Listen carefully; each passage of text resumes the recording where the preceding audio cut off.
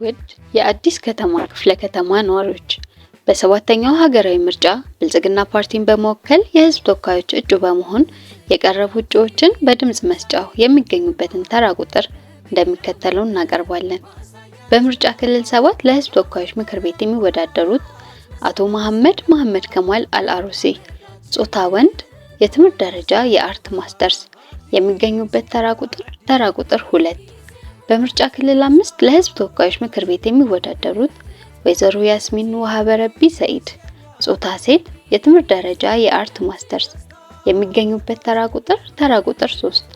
በምርጫ ክልል 6 ለህዝብ ተወካዮች ምክር ቤት የሚወዳደሩት አቶ ሳምሶን ወንድሜነህ እሸቱ፣ ጾታ ወንድ፣ የትምህርት ደረጃ የአርት ማስተርስ፣ የሚገኙበት ተራ ቁጥር 7።